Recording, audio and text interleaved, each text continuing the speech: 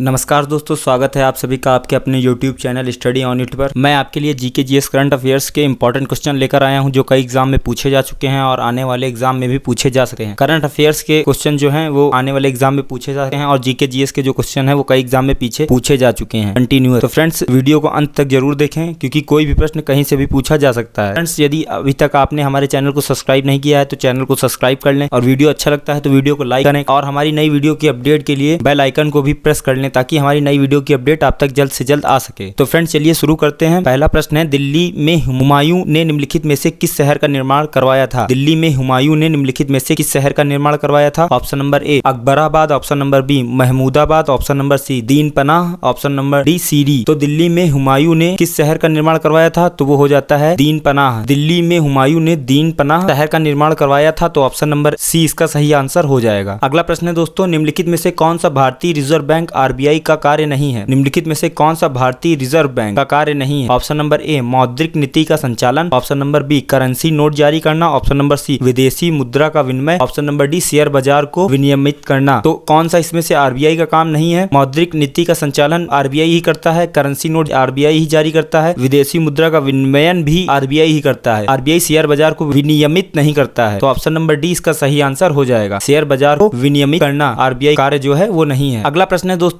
हाल ही में किस राज्य ने छात्राओं के लिए निजुत मुआयना योजना शुरू की है? हाल ही में किस राज्य ने छात्राओं के लिए निजुत मुआयना योजना शुरू की है? Option number A Assam, option number B Madhya Pradesh, option number C Uttar Pradesh, option number D Haryana. तो हाल ही में असम राज्य ने, किस राज्य ने? असम राज्य ने छात्राओं के लिए निजुत मुआयना योजना शुरू की है। कौन सी योजना? निजुत मुआयना योजना शुरू की है असम राज्य ने। तो ऑप्शन नंबर ए इसका सही आंसर हो जाएगा। अगला प्रश्न है दोस्तों, वह स्थलाकृति जो तीन तरफ से जल द्वारा घिरी होती है को कहा जाता है? वह स्थलाकृति जो तीन तरफ से जल द्वारा घिरी होती है को कहा जाता है? ऑप्शन नंबर ए प्रायद्वीप, ऑप्शन नंबर बी द्वीप, ऑप्शन नंबर सी महासागर, ऑप्शन नंबर डी पठार। तो वह स्थलाकृति जो तीन तरफ से जल से घिरी होती है उसे क्या कहते हैं? उसे कहते हैं प्रायद्वीप। प्रायद्वीप कहते हैं उस स्थलाकृति को जो तीन तरफ से जल से घिरी होती है। तो ऑप्शन नंबर ए इसका सही आंसर हो जाएगा। अगला प्रश्न है दोस्तों, निम्न में से विश्व के किन दो देशों में रेशम का सर्वाधिक उत्पादन होता है? निम्न में से विश्व के किन दो देशों में रेशम का सर्वाधिक उत्पादन होता है? ऑप्शन नंबर ए कनाडा और भारत, ऑप्शन नंबर बी चीन और भारत, ऑप्शन नंबर सी चीन और Australia, option number D USA और ऑस्ट्रेलिया। तो विश्व के किन दो देशों में रेशम का सर्वाधिक उत्पादन होता है? तो वो होता है चीन और भारत में। तो ऑप्शन नंबर बी इसका सही आंसर हो जाएगा। अगला प्रश्न है दोस्तों, भारतीय नौसेना ने अपने प्रथम प्रशिक्षण स्क्वाड्रन 1TS की तैनाती किस देश में की है? भारतीय नौसेना ने अपने प्रथम प्रशिक्षण स्क्वाड्रन 1TS की तैनाती किस देश में की है? Option number A Qatar, option number B Oman, option number C Kuwait, option number D UAE. तो भारतीय नौसेना ने अपने प्रथम प्रशिक्षण स्क्वाड्रन 1TS की तैनाती जो है वो ओमान में की है। कहां पर की है? ओमान में। तो ऑप्शन नंबर बी इसका सही आंसर हो जाएगा। अगला प्रश्न है दोस्तों, साल सन 2024 के मेडिसिन के नोबेल पुरस्कार से विक्टर एम्ब्रोज और गैरी रूबिकन को किस खोज के लिए सम्मानित किया गया? साल सन 2024 के मेडिसिन के नोबेल पुरस्कार से विक्टर एम्ब्रोज और गैरी रूबिकन को किस खोज के लिए सम्मानित किया गया? ऑप्शन नंबर ए प्रोटीन संश्लेषण, option number B micro RNA की खोज, option number C DNA fingerprint, option number D gene editing. तो साल सन 2024 के मेडिसिन के नोबेल पुरस्कार से विक्टर एम्ब्रोज और गैरी रूबिकन को इस खोज के लिए सम्मानित किया गया है? तो सम्मानित किया गया है माइक्रो आरएनएम की खोज के लिए। साल सन 2024 के मेडिसिन के नोबेल पुरस्कार से विक्टर एम्ब्रोज और गैरी रूबिकन को सम्मानित किया गया। ऑप्शन नंबर बी इसका सही आंसर हो जाएगा। अगला प्रश्न है दोस्तों, चंदावर का युद्ध निम्नलिखित में से किसके बीच हुआ था? चंदावर का युद्ध निम्नलिखित में से किसके बीच हुआ था? ऑप्शन नंबर ए जयचंद और Mahmud Ghaznavi, option number B Jaichand और Mohammad Ghori, option number C Prithviraj तृतीय और Mohammad Ghaznavi, option number D Prithviraj तृतीय और मोहम्मद गौरी। तो इसका जो सही आंसर हो जाना चाहिए दोस्तों, ऑप्शन नंबर बी हो जाएगा जयचंद और मोहम्मद गौरी। चंदावर का जो युद्ध है वो किसके और किसके बीच हुआ था? तो वो हुआ था जयचंद और मोहम्मद गौरी के बीच। तो ऑप्शन नंबर बी इसका सही आंसर हो जाएगा। अगला प्रश्न है दोस्तों, एलिफेंटा की गुफाएं मुख्यतः निम्नलिखित में से किस देवता को समर्पित हैं? एलिफेंटा की गुफाएं मुख्यतः निम्नलिखित में से किस देवता को समर्पित हैं? ऑप्शन नंबर ए भगवान शिव, ऑप्शन नंबर बी भगवान कृष्ण, ऑप्शन नंबर सी भगवान राम, ऑप्शन नंबर डी भगवान गणेश। तो एलिफेंटा की गुफाएं हैं जो हैं वो भगवान शिव को समर्पित हैं। एलिफेंटा की गुफाएं। तो ऑप्शन नंबर ए इसका सही आंसर हो जाएगा। अगला प्रश्न है दोस्तों, दादा साहेब फाल्के अवार्ड सन 2024 से किस अभिनेता को सम्मानित किया जाएगा? इंपॉर्टेंट क्वेश्चन है दोस्तों करंट अफेयर्स का। दादा साहेब फाल्के अवार्ड सन 2024 से किस अभिनेता को सम्मानित किया जाएगा? Option number A Pankaj Tripathi, option number B Mithun Chakraborty, option number C Anupam Kher, option number D Shahrukh Khan. तो दादा साहेब फाल्के अवार्ड सन 2024 से जो है मिथुन चक्रवर्ती को सम्मानित किया जाएगा। किसको सम्मानित किया जाएगा? मिथुन चक्रवर्ती को। तो ऑप्शन नंबर बी इसका सही आंसर हो जाएगा। अगला प्रश्न है दोस्तों, 1880 के दौरान मलकानगिरी में, वर्तमान में जो उड़ीसा में है, 1880 के दौरान मलकानगिरी में कोया विद्रोह का नेतृत्व किसने किया, जो कि वर्तमान में उड़ीसा में है? Option number A Ratna Naik, option number B Tamdora, option number C Rindo Manjhi, option number D Dayanidhi Dharua. Koya विद्रोह का नेतृत्व किसने किया था? तो वो किया था तमडोरा ने। तमडोरा ने 1880 के दौरान मलकानगिरी में कोया विद्रोह का नेतृत्व किया था। तो ऑप्शन नंबर बी इसका सही आंसर हो जाएगा। अगला प्रश्न है दोस्तों, UNCTAD का पूर्ण रूप क्या है? UNCTAD का पूर्ण रूप क्या है? Option number A united nations conference on trade and development, option number B universal nation conference on trade and development, option number C unique national conference on trade and development, option number D united nation common trade and development. तो UNCTAD का पूर्ण रूप जो है united nation conference on trade and development, option number A united nation conference on trade and development UNCTAD का पूर्ण रूप है। तो ऑप्शन नंबर ए इसका सही आंसर हो जाएगा। अगला प्रश्न है दोस्तों, जीवित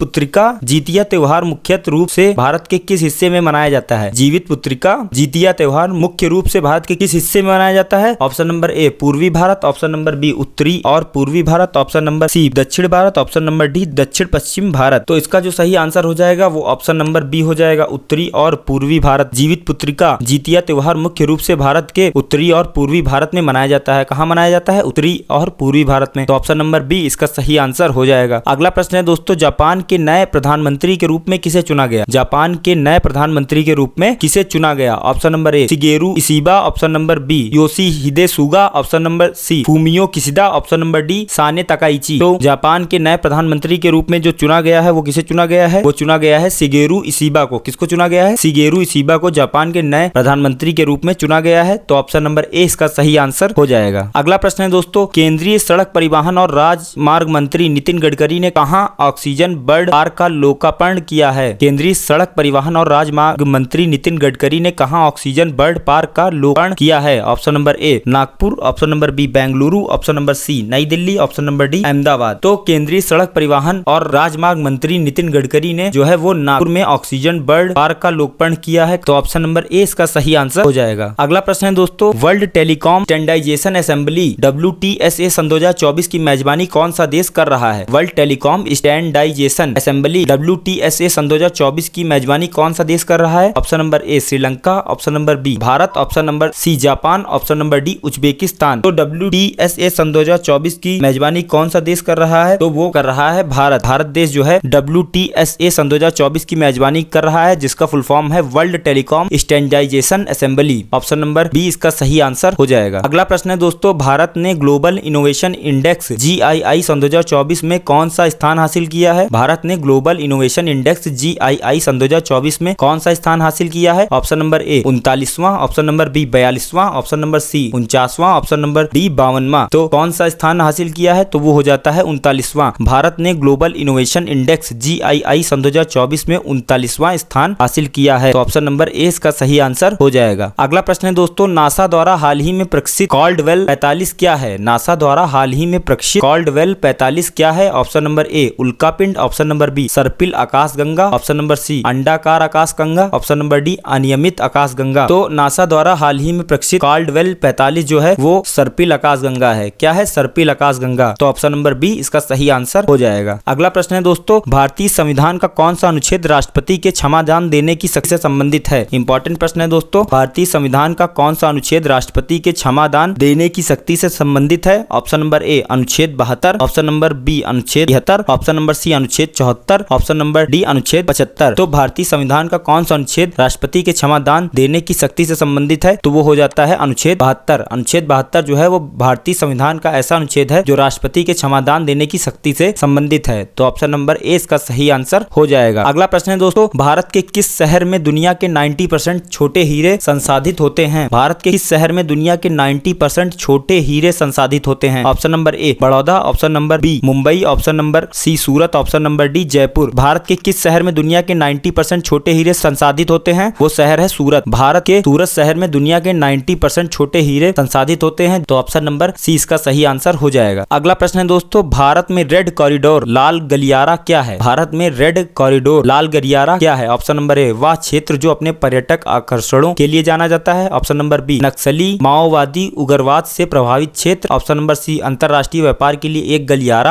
ऑप्शन नंबर डी राजधानी में उच्च सुरक्षा वाला क्षेत्र। तो भारत में रेड कॉरिडोर जो है वो क्या है, वो जो जिसको लाल गलियारा के नाम से भी जाना जाता है, वह नक्सली माओवादी उग्रवाद से प्रभावित क्षेत्र, नक्सली माओवादी उग्रवाद से प्रभावित क्षेत्र जो है उसको भारत में रेड कॉरिडोर या लाल गलियारा के नाम से जाना जाता है। तो ऑप्शन नंबर 20 का सही आंसर हो जाएगा। अगला प्रश्न है दोस्तों, सोहन सिंह भकना और हरदयाल मुख्य रूप से निम्नलिखित में से किस संगठन से जुड़े थे? सोहन सिंह भकना और हरदयाल मुख्य रूप से निम्नलिखित में से किस संगठन से जुड़े थे? Option number A Ghadar party, option number B Kisan Sabha, option number सी अनुशीलन समिति, ऑप्शन नंबर डी युगांतर। तो सोहन सिंह भकना और हरदयाल मुख्य रूप से किस पार्टी से जुड़े थे? तो वो जुड़े थे गदर पार्टी से। गदर पार्टी से सोहन सिंह भकना और हरदयाल मुख्य रूप से जुड़े थे। तो ऑप्शन नंबर ए इसका सही आंसर हो जाएगा। अगला प्रश्न है दोस्तों, हाल ही में ग्लोबल एयरोस्पेस समिट सन 2024 का आयोजन कहाँ किया गया था? हाल ही में ग्लोबल एयरोस्पेस समिट सन 2024 का आयोजन कहाँ किया गया था? Option number A Sri Lanka, option number B Abu Dhabi, option number C Peru, option number D Maldives. तो हाल ही में ग्लोबल एयरोस्पेस समिट सन 2024 का आयोजन कहाँ किया गया था? तो वो किया गया था अबू धाबी में। अबू धाबी में ग्लोबल एयरोस्पेस समिट सन 2024 का आयोजन किया गया। तो ऑप्शन नंबर 20 का सही आंसर हो जाएगा। अगला प्रश्न है दोस्तों, श्रम एवं रोजगार मंत्रालय ने किस विदेशी कंपनी के साथ समझौता ज्ञापन पर हस्ताक्षर किए हैं? श्रम एवं रोजगार मंत्रालय ने किस विदेशी कंपनी के साथ समझौता ज्ञापन पर हस्ताक्षर किए हैं? Option number A Amazon, option number B Meta, option number C Google, option number D Nvidia. तो श्रम और रोजगार मंत्रालय ने जो है अमेजन विदेशी कंपनी के साथ समझौता ज्ञापन पर हस्ताक्षर किए हैं। किस कंपनी के साथ? अमेजन के साथ। तो ऑप्शन नंबर ए इसका सही आंसर हो जाएगा। अगला प्रश्न है दोस्तों, हुंडरू जलप्रपात निम्नलिखित में से किस नदी के किनारे स्थित है? हुंडरू जलप्रपात निम्नलिखित में से किस नदी के किनारे स्थित है? Option number A Damodar, option number B Son, option number C Mahanadi, option number D Swarnarekha. तो हुंडरू जलप्रपात जो है वो किस नदी के किनारे स्थित है? वो स्थित है स्वर्णरेखा नदी के किनारे हुंडरू जलप्रपात स्थित है। तो ऑप्शन नंबर डी इसका सही आंसर हो जाएगा। अगला प्रश्न है दोस्तों, मकिंडिया समुदाय को हाल ही में किस राज्य ने विशेष आदिवासी समूह का दर्जा दिया है? मकिंडिया समुदाय को हाल ही में किस राज्य ने विशेष आदिवासी समूह का दर्जा दिया है? Option number A Kerala, option number B Orissa, option number C Uttar Pradesh, option number D Rajasthan. तो मकिंडिया समुदाय को हाल ही में उड़ीसा राज्य ने विशेष आदिवासी समूह का दर्जा दिया है। किस राज्य ने? उड़ीसा राज्य ने। तो ऑप्शन नंबर 20 का सही आंसर हो जाएगा। अगला प्रश्न है दोस्तों, भारत के किस इंटरनेशनल एयरपोर्ट पर देश की पहली एयर ट्रेन चलेगी? इंपॉर्टेंट प्रश्न है दोस्तों, इंपॉर्टेंट क्वेश्चन है दोस्तों। भारत के किस इंटरनेशनल एयरपोर्ट पर देश की पहली एयर ट्रेन चलेगी? Option number A Indira Gandhi international airport, option number B Kempegowda अंतरराष्ट्रीय हवाई अड्डा, ऑप्शन नंबर सी कोचीन अंतरराष्ट्रीय हवाई अड्डा, ऑप्शन नंबर डी सूरत हवाई अड्डा। तो भारत के किस इंटरनेशनल एयरपोर्ट पर देश की पहली एयर ट्रेन चलेगी? तो एयर ट्रेन जो है चलेगी वो इंदिरा गांधी इंटरनेशनल एयरपोर्ट पर। इंदिरा गांधी इंटरनेशनल एयरपोर्ट पर भारत की पहली एयर ट्रेन चलेगी। तो ऑप्शन नंबर ए इसका सही आंसर हो जाएगा। अगला प्रश्न है दोस्तों, निम्नलिखित में से कौन यमुना नदी की सहायक नदी है? निम्नलिखित में से कौन यमुना नदी की सहायक नदी है? Option number A Gandak, option number B Son, option number C Ghaghara, option number D Chambal. तो निम्नलिखित में से कौन सी यमुना नदी की सहायक नदी है? तो वो हो जाती है चंबल। चंबल जो है वो यमुना नदी की सहायक नदी है। तो ऑप्शन नंबर डी इसका सही आंसर हो जाएगा। अगला प्रश्न है दोस्तों, भारत के संसद के सूत्रों से संविधान का कौन सा अनुच्छेद संबंधित है? भारत के संसद के सत्रों से संविधान का कौन सा अनुच्छेद संबंधित है? ऑप्शन नंबर ए अनुच्छेद 85, ऑप्शन नंबर बी अनुच्छेद 89, ऑप्शन नंबर सी अनुच्छेद 90, ऑप्शन नंबर डी अनुच्छेद 101। तो भारत के संसद के सत्रों से संविधान का कौन सा अनुच्छेद संबंधित है? तो वो हो जाता है अनुच्छेद 85। भारत के संसद के सत्रों से संबंधित है कौन सा? अनुच्छेद 85। तो ऑप्शन नंबर ए इसका सही आंसर हो जाएगा। अगला प्रश्न है दोस्तों, हाल ही में किस